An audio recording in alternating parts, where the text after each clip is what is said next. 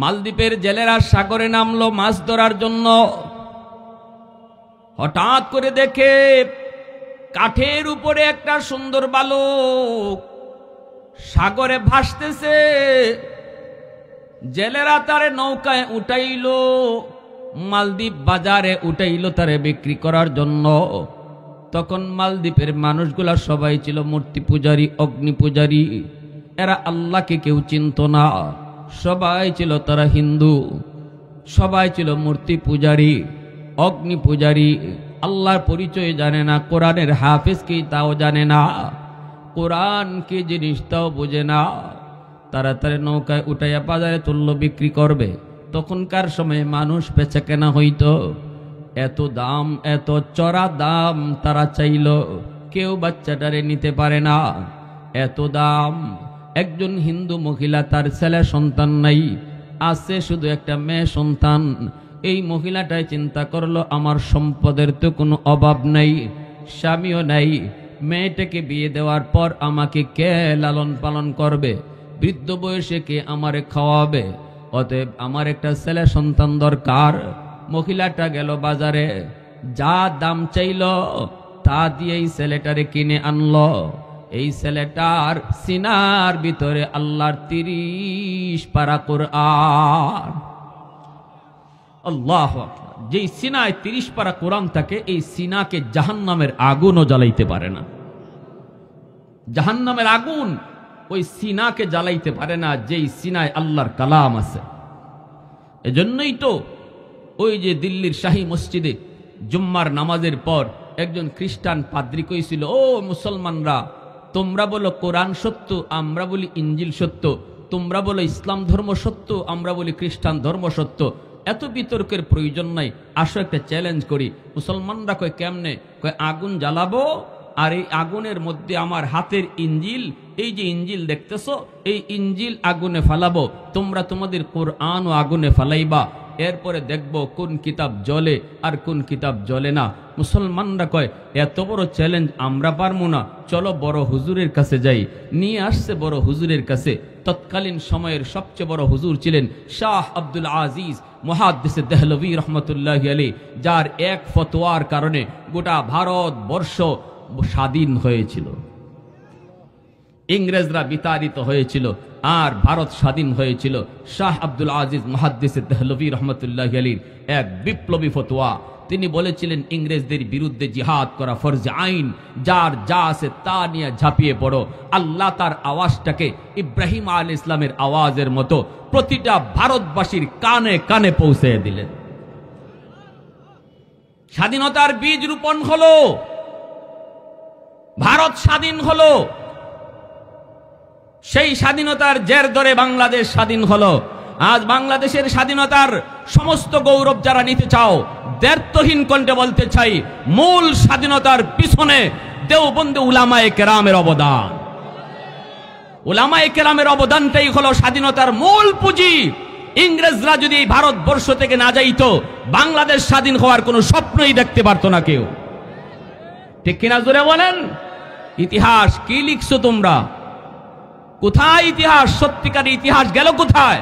সঠিক ইতিহাসটা জাতিকে জানাও। নিয়ে আসলো ওনার কাছে, আইসা বলতেছে, হুজুর এই মানুষটা কি কয় আপনি একটু শুনেন। হুজুর কয় কি বলো? কয় হুজুর আপনারা বলেন কোরআন সত্য, আমরা বলি ইঞ্জিল সত্য, আপনারা বলেন ইসলাম ধর্ম সত্য, আমরা বলি খ্রিস্টান ধর্ম সত্য, এত বিতর্কের দরকার নাই, চলেন একটা চ্যালেঞ্জ করি, একটা পরীক্ষা করি, কোন কিতাব সত্য। হুজুর বলে কেমনে? কয় আগুন জ্বালাবো, আমার হাতের ইঞ্জিল ফালাবো, আপনারাও কোরআন আগুনে ফালাবেন, এরপরে দেখব কোন কিতাব জ্বলে আর কোনটা জ্বলে না। যেটা জ্বলবে না এই কিতাবও সত্য, এই ধর্মও সত্য। শাহ আব্দুল আজিজ মুহাদ্দিস দেহলভী রহমতুল্লাহি আলাইহি বসা থেকে দাঁড়ায় গেলেন, চিৎকার দিয়া বলেন, আমি এই চ্যালেঞ্জ গ্রহণ করলাম। আল্লাহু আকবার জোরে বলেন। আল্লাহর ওলি কয় ঘোষণা করে দাও, মাইকিং করে দাও, অমুক তারিখ এতটার সময় ওই মাঠে চ্যালেঞ্জ হবে। হাজারো হাজারো মানুষের কানে কানে আওয়াজ। এই আওয়াজ পৌঁছা মাত্রই মানুষজন নির্ধারিত তারিখে ময়দানে হাজির হয়ে গেল। রে যুবক, আল্লাহর ওলি মাইকটা নিয়ে তিনি বলেন, ভাইরা আপনারা এখানে অনেক হিন্দু এসেছেন, অনেক খ্রিস্টানও এসেছেন, অনেক ইহুদিও এসেছেন, অনেক মুসলমান ভাইয়েরও আপনারা এসেছেন। চ্যালেঞ্জটা হলো আগুন জ্বালানো হবে।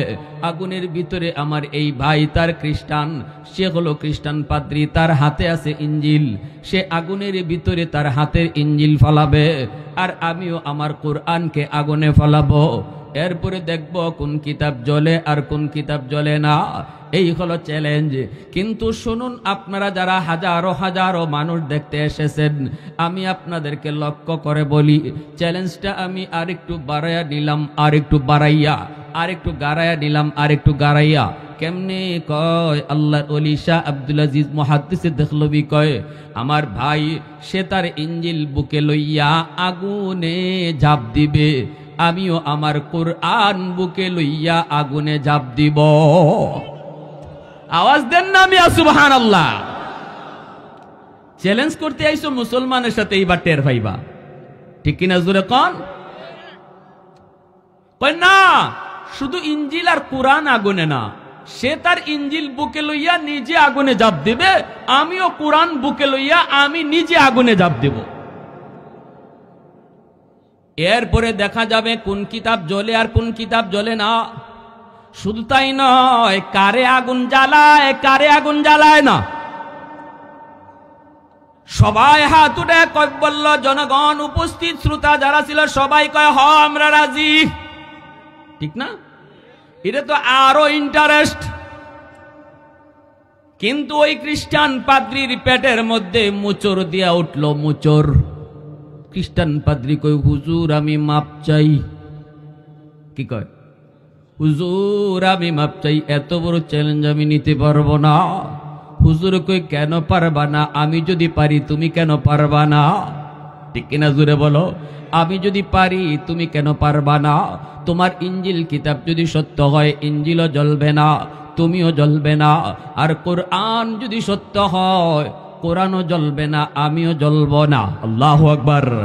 কিন্তু ওই খ্রিস্টান পাদ্রী কয়, হুজুর আমি মাপ চাই, হুজুর আমি মাপ চাই, আমি পারবো না।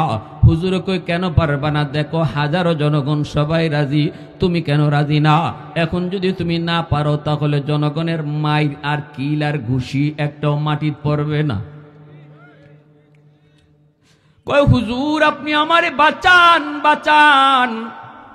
আল্লাহর ওলি কয়, তাহলে মাইক হাতে নিয়া ষড়যন্ত্রটা তোমার কি, উদ্দেশ্যটা তোমার কি, চিটারিটা তোমার কি, এটা মানুষে জানাও। আর তুমি যে পরাজিত হয়েছ, ইসলাম যে সত্য, এই কথাটা নিজের মুখে মানুষে জানাও, নাইলে আগুনে ঝাঁপ দিতেই হবে। সাথে সাথে মাইক হাতে নিয়ে কয়, ও উপস্থিত জনগণ, আমি একটা চিটার, আমি একটা বাটপার। আমি যে হাতে ইঞ্জিল কিতাব লই আইছি, এই ইঞ্জিলটা কেমিক্যাল মাখানো, মেডিসিন মাখানো। হাতের ইঞ্জিলটা আমার এমন মেডিসিন দিয়ে মাখায় আনছি, যদি এই মেডিসিন কোনো বস্তুতে মাখানো হয়, আগুনের ভিতরে যদি ফালানো হয়, আগুন ওই বস্তুটাকে জ্বালাবে না। এটা বস্তুটার কেরামতি না, এটা কেমিক্যালের কেরামতি, এটা হলো মেডিসিনের কেরামতি। হাতের ইঞ্জিলটা কেমিক্যাল মাখানো, আমি ইঞ্জিল কিতাব বুকে লইয়া যদি আগুনে ঝাঁপ দেই, আমার ইঞ্জিল ঠিকই জ্বলবে না, কিন্তু বডিতে আমি কেমিক্যাল মাখাই নাই। বডিতে আমি কেমিক্যাল মাখাই নাই, আগুন কিন্তু ইঞ্জিল জ্বালাবে না ঠিকই, আমার বডির খবর আছে, আমারে কিন্তু ছাড়বে না। অতএব আমি এই চ্যালেঞ্জ গ্রহণ করতে পারবো না। এবার আপনারা শুনেন, আমি মেনে নিলাম আমার পরাজয়। আমি একটা বাটপারি লইয়া আইছিলাম, আমি একটা চিটারি নিয়ে আসছিলাম। সত্যিকার অর্থে ইসলাম ধর্ম সত্য, আল্লাহর কোরআন সত্য। এই কথা বলতেই উপস্থিত জনতার ভিতর থেকে 20,000 খ্রিস্টান যুবক সাথে সাথে কালেমা পড়ে মুসলমান হয়ে যায়। আওয়াজ দিয়া সুবহানাল্লাহ। এইবার মুসলমানেরা কয়, হুজুর আপনি এটা কেমন কথা বলছেন হুজুর? আমরা তো দিলে কাঁপতেছি, এখনো আমরা কাঁপতেছি, এখনো আমাদের ভয় যায় না হুজুর। যদি ওই বেঈমান আপনার কথায় রাজি হয়ে যাইত, যদি সে আগুনে ঝাঁপ দিত ইঞ্জিল বুকে লইয়া, ওরে আগুনে জ্বালাইতো, আমাদের কোনো কষ্ট নাই। কিন্তু হুজুর আপনি যদি কোরআন বুকে লইয়া আগুনে ঝাঁপ দিতেন আর আগুন যদি আপনারে জ্বালাইতো, তাহলে আমরা আপনাকে কোথায় পাইতাম? আমরা তো আপনাকে হারাইতাম। এই কথা বলতে আল্লাহর ওলির চোখ থেকে দর দর করে পানি পড়ে, আর কয় মুসলমানেরা রে একটু শোনো, আমার আল্লাহ বলেছেন, আমার নবীও বলেছেন, যেই বুকের মধ্যে কোরআন থাকে এই বুকটারে, এই সিনাটারে জাহান্নামের আগুনও জ্বালায় না। আমার এই সিনার ভিতরে 30 পারা কুরআন, আমার 100 ইয়াকিন ছিল, 100 ইয়াকিন ছিল। আমি যদি কোরআন বুকে লইয়া আগুনে ঝাঁপ দিতাম, তাহলে কোরআনের খাতিরে আগুন আমার পশমটাও জ্বালাইতো না। এজন্য বলি যুবক, একজন হাফেজের বাবা হওয়া ভাগ্য লাগে রে, একজন হাফেজের মা হইতে বড় ভাগ্য লাগে। ওই যে হাফেজ কোরআন, সে হিন্দু মহিলার ঘরে গেল, মহিলাকে মা কয়, মহিলাও তারে ছেলে কয়, বোনটাও তারে ভাইয়া কয়। এইভাবেই দিন চলছে। হাফেজ সাহেব নিজের পরিচয় দেয় না মহিলারে, সে যে একজন হাফেজ কোরআন। এইভাবেই চলছে, বড় মায়া, বড় আদর। অল্প দিন পরেই সন্তান দেখতেছে মায় কান্দে। মায় কয়, বাবা বাবা আমি কান্দতেছি বড় একটা দুঃখে। হাফেজ সাহেব কয়, মা তুমি কেন কান্দ?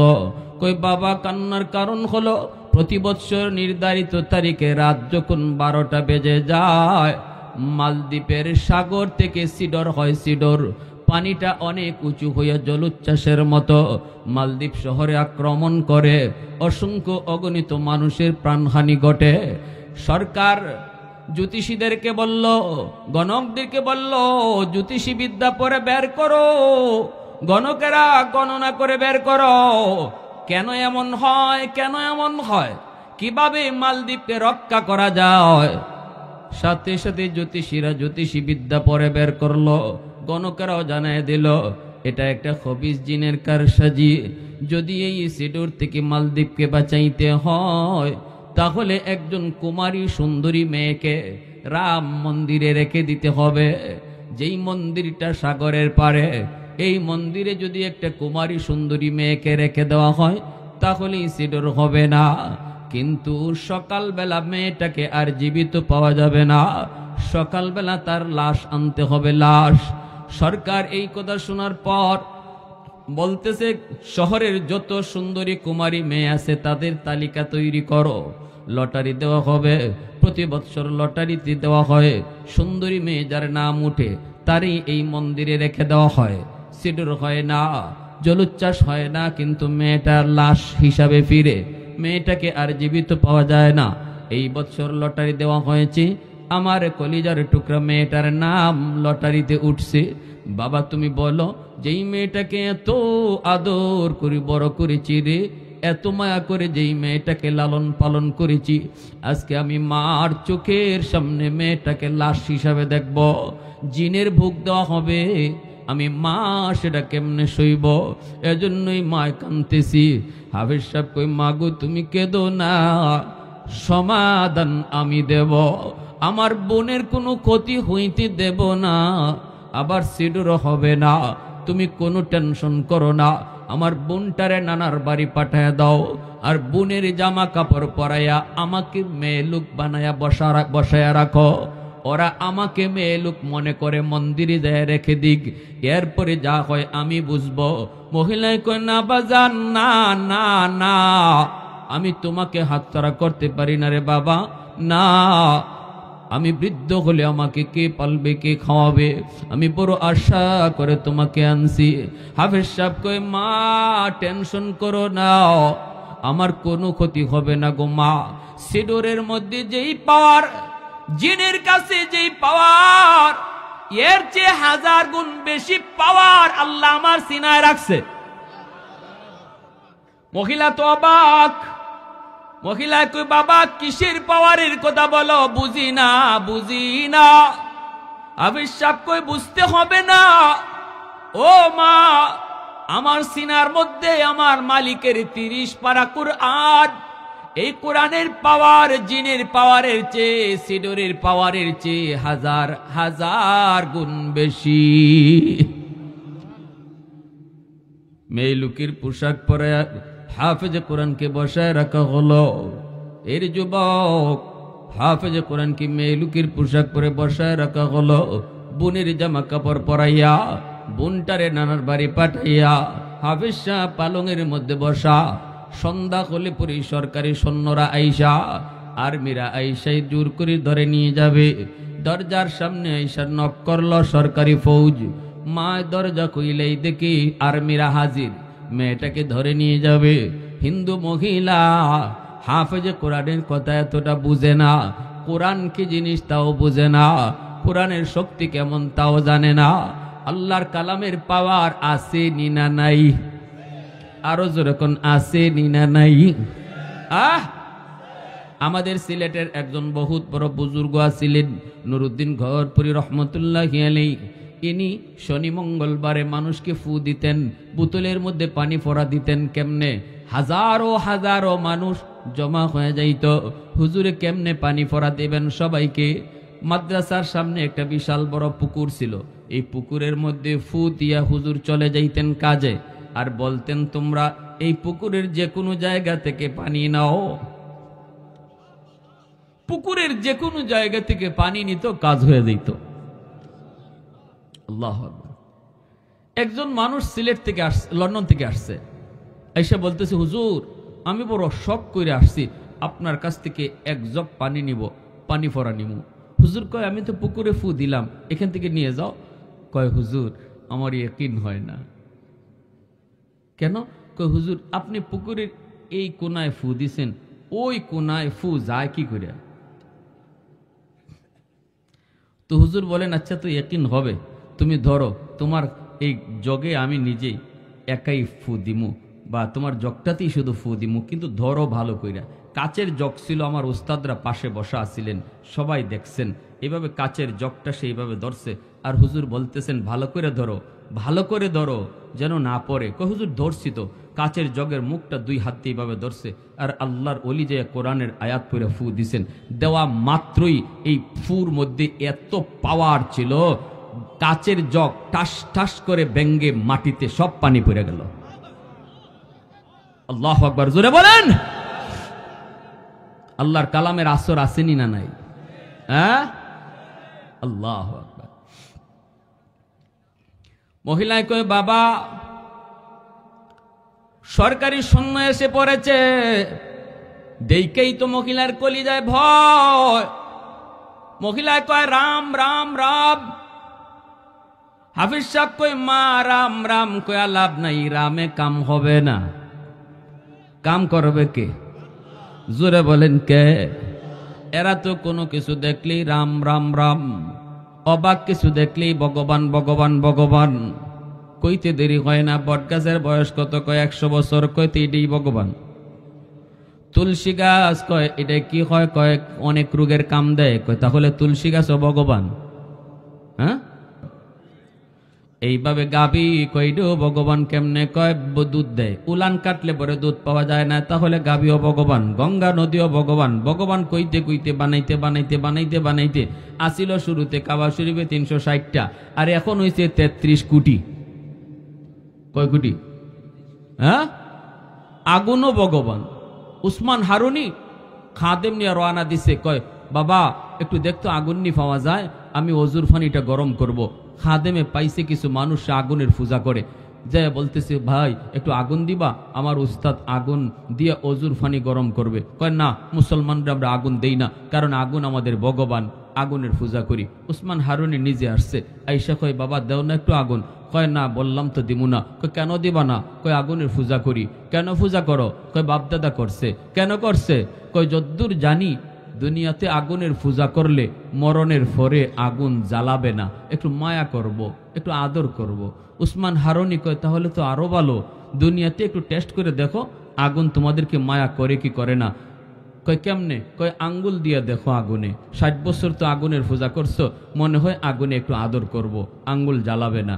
আর যদি দুনিয়াতে আঙ্গুল জ্বালায় তাহলে বুঝবা মরণের পরে বডিও জ্বালাবে। কয় বুঝছি হুজুর, আপনি আইসেন আমাগরে আগুন দিয়ে ফুরায় মারতেন। হুজুরে কয় না না, ফুরায় মারার জন্য আসি নাই, যা বলার ঠিক বলেছি। কয় না, আগুনের স্বভাবই তো জ্বালানো, আগুন তো সব জ্বালাবেই। উসমান হারুনি কয় না, আগুনের স্বভাব জ্বালানো নয়, আগুন চাইলেই যদি জ্বালাইতে পারতো তাহলে ইব্রাহিম খলিলকে আগুন কেন জ্বালাইল না? তোর পাহাড়টা জলে সাই সাই হয়ে গেল, অথচ মূসা নবীর পশমও আগুনে জ্বালাইল না। কেন আগুন তাদেরকে জ্বালাইল না? আগুনের নিজস্ব কোনো ক্ষমতা নাই, আগুন তার মালিকের আদেশে চলে।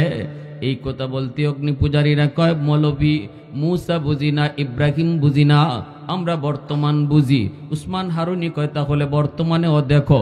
এই বইলেই তিনি ছোট্ট একটা বাবুরে কুলে নিয়া একটা লাফ দিয়া আগুনের ভিতরে চলে গেলেন। আল্লাহু আকবার। সবাই তো অবাক হয়ে কই রাম রাম রাম, হাইরে মৌলবী মরছে মরক, মৌলবী জলসে জলক, আমাদের শিশু বাচ্চাটার কি দোষ ছিল, এর কেন আগুনে নিয়ে গেল? হঠাৎ করে তাকায় দেখে আগুনের ভিতরে আল্লাহর ওলি উসমান হারুনি ছোট্ট শিশুটারে নিয়ে তিনি আদর করে চুমুকায় হাসে। আগুন আগুনের মতো করে উড়ে তাদেরকে টাচ করে না। বেশ কিছুক্ষণ আগুনের ভিতরে থাকার পর আবার আল্লাহু আকবার কইয়া শিশু বাচ্চাটারে নিয়ে তিনি লাফ দিয়া তিনি বের হয়ে আসলেন। এইবার অগ্নি পূজারীরা কয় হায় হায়, আমরা এতদিন পর্যন্ত কাকে ভগবান বলি? আগুন তো বড় ভগবান নয়, যাকে আগুন জ্বালাইতে পারে না সে তো বড় ভগবান। ওই যে ভগবান বাড়ায়, এইভাবে বাড়াইতে বাড়াইতেই 33 কোটি হয়েছে। এখন ওনাকে সেজদা দেওয়া শুরু করছে। উসমান হারুনি লাঠি দিয়ে আঘাত করে, রে আহমকের দল, এ বেকুফের দল, আগুন যে আমাকে জ্বালায় নাই এটা আমার কোনো কৃতিত্ব না, আমার কোনো বাহাদুরি না, আমি আগুনের মালিকের পূজা করি, আগুনের পূজা করি না। তোমরাও যদি আগুনের পূজা না কইরা মালিকের পূজা করো তাহলে আগুন তোমাদেরকেও জ্বালাবে না। সাথে সাথে উপস্থিত সবগুলা অগ্নি পূজারী আল্লাহর ওলি উসমান হারুনির হাতে হাত রেখে কালেমা পড়ে মুসলমান হয়ে যায়। হাফেজে কোরআন কয় মা রাম রাম কইও না, রামে কোনো কাম হয় না। সাথে সাথে মা নীরব। সরকারি ফৌজেরা ঘরের ভিতরে ডুইকা দেখে পালঙের ভিতরে বসা একটা সুন্দর বালক, এত সুন্দর তার চেহারা, কোনদিন তারা মালদ্বীপে এত সুন্দর মানুষ দেখে নাই। বলুন তো চেহারা তো সুন্দর হবেই, কারণ এই বাচ্চাটার জন্ম তো মালদ্বীপে নয়, জন্ম হলো মক্কায়, যেখানে আমার নবীর দেশ। এজন্য চেহারাটার ভিতরে এত মায়া, এত আকর্ষণ। সরকারি সৈন্যরা কয় এত সুন্দর মেয়ে তো কোনোদিন দেখি নেই। এ যুবক, আমার ওয়াজটা বুঝে থাকলে বলেন এটা ছেলে না মেয়ে?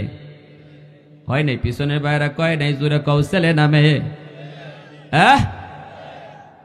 ছেলে, কিন্তু পোশাক পরছে মেয়ে লোকে। এরা তো বুঝে না, দাড়ি মুছ নাই, বুঝার তো কোনো কুদরত না। এখন শুরু হবে আল্লাহর কালামের পাওয়ার। মনোযোগ কার কার একটু হাত ওঠে, একটু আল্লাহরে দেখান। আল্লাহ কবুল করো, জোরে কোন আমিন, আরো জোরে আমিন। আল্লাহ পাক কয় জানোনি, আল্লাহ পাক কয় জানোনি এই জমিনের ভিতরে যেই পরিমাণ গুনাহ হয়, অত্যাচার হয়, জুলুম হয়, বহু আগে জমিন মানুষকে খেয়ে ফেলতো, বেনামাজিকে জমিন গিলে ফেলতো, সুদকুরকে জমিন গিলে ফেলতো, ঘুষকুরকে জমিন গিলে ফেলতো। জমিন প্রতিদিন আমি আল্লাহর কাছে আবদার করে, এরে নাটুরের মানুষ, আপনাদের নাটুরের জমিনটাও প্রতিদিন আল্লাহর কাছে আবদার করে, আলা কুল্লা ইয়াউমিন ওয়াল আরদু ইস্তাজিলু রাব্বাহু। জমিনে কই মালিক আর কত নাফরমানের হাঁটা আমি দেখব, আর কত বেনামাজির পায়ের বোঝা আমি নিব।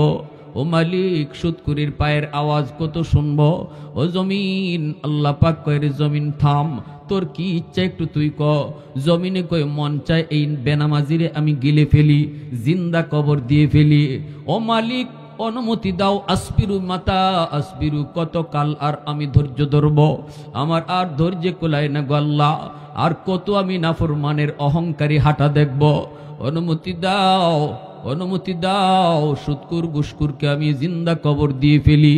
আল্লাহ পাক রব্বুল আলামিন কয়, শুধু জমিন নয়, সাগর মহাসাগরগুলিও প্রতিদিন আমি আল্লাহর কাছে আবদার করে।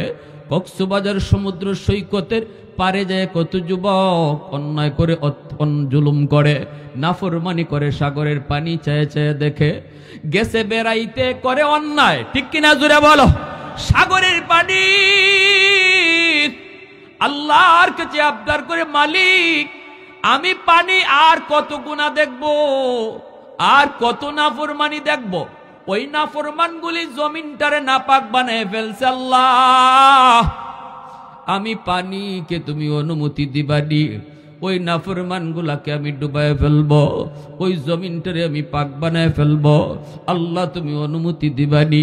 মুহূর্তের ভিতরে আমি কত উশৃঙ্খল হই, নাফরমান দেখে জানে, 10 তলা বিল্ডিং আমি পানি ডুবাই দিতে পারি। আল্লাহ সব কিছু এই নাফরমান জানে, এরপরও কিন্তু আমি পানিরে দেখায় দেখায় গুনাহ করতেছে, নাফরমানি করতেছে, আর কত দেখব। আল্লাহ অনুমতি দাও, সবগুলিরে আমি গিলে ফেলি। আল্লাহ পাক রব্বুল আলামিনের কলিজায় কত মায়া, কত দরদ তোমার আমার জন্য রে যুবক। আল্লাহ তখন জমিন রে ধমক দিয়া কয়, আরে জমিন ভালো করে শুন, আমি আল্লাহ দেখতেছি জমিনে কত গুনাহ হয়, কত অত্যাচার হয়, কত জুলুম হয়, কত নাফরমানি হয়, এরপরও আমি নগদ কেন ধরি না জানোনি? কারণ এই মানুষকে আমি আল্লাহ বড় আদর করে বানাইছি। আসমান আল্লাহ বানাইছেন কুন ফায়াকুন বইলা, জমিন আল্লাহ বানাইছেন কুন ফায়াকুন বইলা, ফেরেশতা আল্লাহ বানাইছেন কুন ফায়াকুন বইলা। কিন্তু আমারে আপনারে আল্লাহ পাক, আমারে আপনারে আল্লাহ পাক কুন ফায়াকুন বলে বানায় নাই। আমারে আপনারে যখন আল্লাহ বানাইছে, আল্লাহ বলে খলাকতু বিয়াদাইয়া, আমি মানুষকে নিজের হাত দিয়া বানাইছি। অথচ এই ফেরেশতা বানাইতো আল্লাহ হাত লাগাই নাই রে, জমিন বানাইতো আল্লাহ হাত লাগাই নাই, জান্নাত জাহান্নাম বানাইতো আল্লাহ নিজের হাত লাগাই নাই। যুবক, তোমাকে বানাইতে আল্লাহ নিজের কুদরতি হাতটা লাগাইছে। কারণ এই চেহারার মধ্যে এত দামি কপাল, এত দামি কপাল। আল্লাহ বলে এই কপালটা আমি আমার সাজদার জন্য বানাইছি। অতএব এই কপাল ফেরেশতাদের হাতে বানাইলে হয় না, আমি নিজের হাতে কপালটা বানাইছি। আল্লাহ কয়, জমিন যতদিন পর্যন্ত এই জমিনে হাফিজে কোরআন থাকবে, যতদিন পর্যন্ত মানুষ মাদ্রাসাকে মহব্বত করবে, যতদিন পর্যন্ত এই জমিনে আমি আল্লাহর কালামের আওয়াজ উঠবে, ততদিন পর্যন্ত এই জমিন আমি টিকায় রাখবো। জোরে কোন সুবহানাল্লাহ। মাদ্রাসা যতদিন থাকবো, হাফেজে কোরআন যতদিন জমিনে থাকবি, কোরআনের আওয়াজ চলবে, আমি আল্লাহ জমিন টিকায় রাখবো। ওই গুনাহগার বান্দার গুনাহ আমি দেখতেছি, অপেক্ষা করি কোথায় কোন জায়গায় মাহফিলে বইসে চুকির পানিটা ফেলায়, আল্লাহ ভুল করেছি, আল্লাহ জীবনে বহু ভুল করেছি, যৌবনকালটা গুনায় কাটাইছি। অথচ ডান দিকে তাকাইলে দেখি আমার বন্ধু কবরে শুয়ে রইছে, বামে তাকাইলে দেখি আমার বন্ধু কবরে শুয়ে রইছে। আল্লাহ ভুল করেছি, আর জীবনে নাফরমানি করব না গো, আর জীবনে নামাজ ছাড়বো না, হারাম কাজ করবো না। আল্লাহ কইরে, জমিন ভালো করে শুন, আমার বান্দা এমন তওবা করার সাথে সাথে আমি তার পিছনের জীবনের সব গুনাহ মাফ কইরা দিমু। এজন্যই ওই হাফেজে কোরআন কয়, মা টেনশন তুমি কইরো না, আমাকে বিদায় দাও। সরকারি ফৌজেরা তারে ধরে নিয়ে যাইতেছে। হাফেজ সাহেব কয়, আমায় টাচ করা লাগবে না, আমি নিজেই যাব। নিজেই তারে নিয়ে যাইতেছে, যাইতেছে যাইতেছে সাগরের পারে সেই রাম মন্দির, মন্দিরে রাইকে সরকারি সৈন্যরা চলে আসলো। হাফেজে কোরআন মন্দিরে ডুইকা মহিলাদের পোশাকটা খুইলা, ভিতরে তার নিজের পোশাক, হাতের মধ্যে ছিল জায়নামাজ, জায়নামাজটা মন্দিরের ভিতরে বিছায়া দিল। এই জায়নামাজে সেজদায় পড়ে আল্লাহর কাছে কান্দার কয়, মালিক আজকে প্রমাণ হবে জিনের পাওয়ার বেশি নাকি তোমার কালামের পাওয়ার বেশি। মালিক আজকে প্রমাণ হবে পানির পাওয়ার বেশি নাকি সূরা ইয়াসিনের পাওয়ার বেশি। যখনই রাত 12টা বেজে গেল, পাগলা ঘন্টা বাজানো হয়েছে বাদশার পক্ষ থেকে। আছে তো মনোযোগ সবার, আছে তো নাকি ঘুম পাইতেছেন আপনি? সজাগ আছেন সবাই? লা ইলাহা ইল্লাল্লাহ, জুরে লা ইলাহা ইল্লাল্লাহ।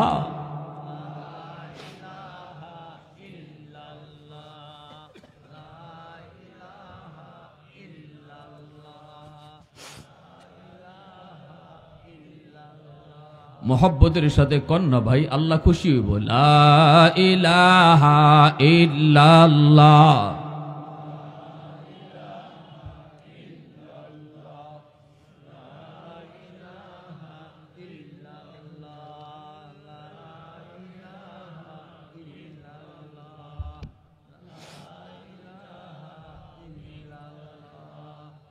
লা ইলাহা ইল্লাল্লাহ।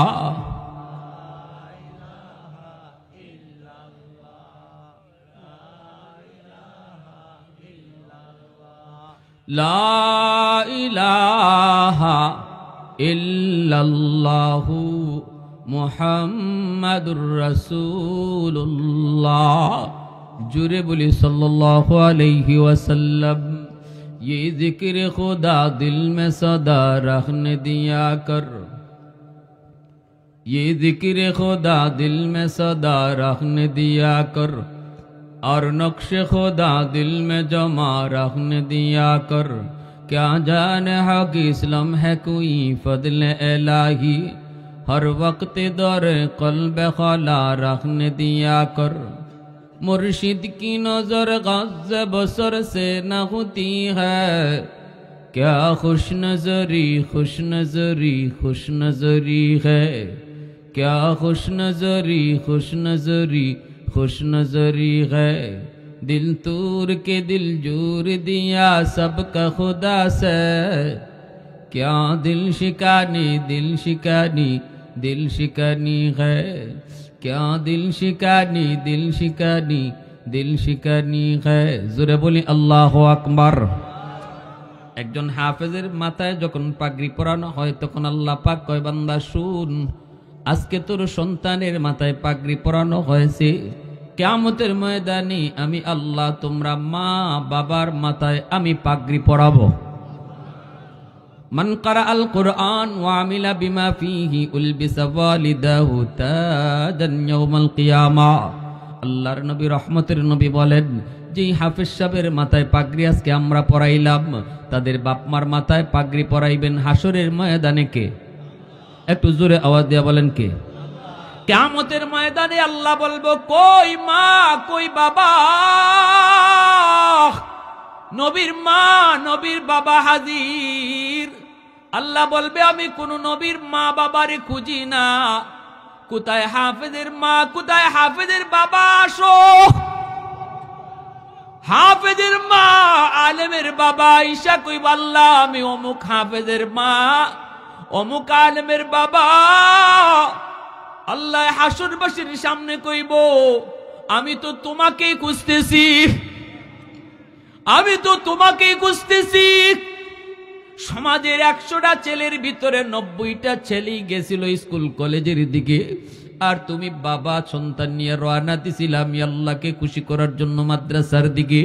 ওই দিনে আমি তোমার জন্য পাগড়ি বানায় রাখছি রে বান্দা, ওই দিনে আমি তোমার জন্য নিজের হাতে পাগড়ি বানায় রাখছি, যেদিন তুমি তোমার সন্তানদের নিয়ে মাদ্রাসার দিকে হাইটে হাইটে আসছিলা। দুনিয়ার মানুষগুলা কইছিল ফুলারে মাদ্রাসায় দিও না, চাকরি পাইব না, তার কোনো কি নাই, সার্টিফিকেট নাই, কোনো সরকারি চাকরি নাই, কেমনে চলবে কেমনে খাইবে। কিন্তু তুমি কইছিলা না, আমি দুনিয়ার লোভে না আখিরাতের লোভে সন্তানরে মাদ্রাসায় দিছি। আল্লাহ পাওয়ার জন্য সন্তান নিয়ে মাদ্রাসায় রওনা দিছো, সমাজের মানুষের সাথে জিহাদ করছো, মানুষ তোমারে কত কিছু কইছে, তুমি কোনো কথা কানে দেও নাই, মাদ্রাসার দিকে রওনা দিছিলা, ওই সময়েই আমি আল্লাহ খুশি হইয়া তোমার লাগি পাগড়ি বানায় রাখছি। আল্লাহু আকবার, জোরে বলেন, আর একটু জোরে কন্যা আল্লাহু আকবার।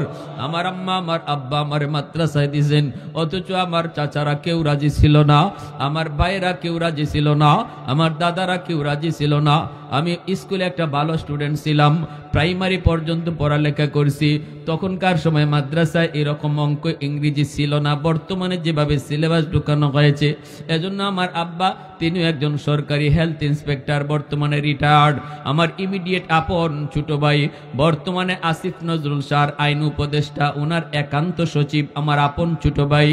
এইভাবে সবাই জেনারেল লাইনে বড় বড় শিক্ষিত। আমাকে মাদ্রাসায় আব্বা দিবেন, কেউ রাজি ছিল না, কেউ রাজি ছিল না। বলুন তো আমার আব্বা আমারে মাদ্রাসায় দিয়া ঠকছেন না জিতছেন? একটু আওয়াজ দিয়া কও না রে বাবা, কও না। ভাই যত বড় সচিব হোক, বাংলাদেশের কতজন মানুষই চিনে, কিন্তু আল্লাহর রহমতে যেদিকে যায় ওই দিকেই মানুষের ভালোবাসা, দোয়া মহব্বত পায়, মানুষ চিনে, দোয়া করি, দোয়া নেই। ঠিক কিনা জোরে কও। এমন একটা বাবা হও, সমাজের মানুষ যত যা কিছুই কোক, দিল থেকে সন্তানটারে নিয়ত করো, আল্লাহ সন্তানের উসিলায় তুমি বাবাকে আল্লাহ দুনিয়া আখেরাতে দামি বানায় দিবে। হাসরের মাঠে আল্লাহ হাফেজের বাবার নাম ধরে ডাক দিবে না, হাসরের মাঠে আল্লাহ আলেমের মার নাম ধরে আল্লাহ ডাক দিবে না, সবাইকে আল্লাহ নাম ধরে ডাক দিব, ও আব্দুল করিম, ও আব্দুর রহিম, ও আব্দুল জব্বার। কিন্তু হাফেজের মা বাবারে আল্লাহ ডাক দিব, ও হাফেজ সাহেবের মা। আস্তে কর, আস্তে কর, আল্লাহু আকবার। ও মুফতি সাহেবের বাবা। এইভাবে আল্লাহ হাসরের মাঠে সম্মান দিয়া আলেম হাফেজের বাপ মারে আল্লাহ ডাকবো। মানুষের সামনে আল্লাহ এত ইজ্জত দিব, এত সম্মান দিব, এত সম্মান দিব। মনটাই কি চায় না? মনটাই কি চায় না আল্লাহর হাতে পাগড়ি পরতে? কার কার মন চায় একটু হাতটা উঠে আল্লাহরে দেখাও। আল্লাহ তুমি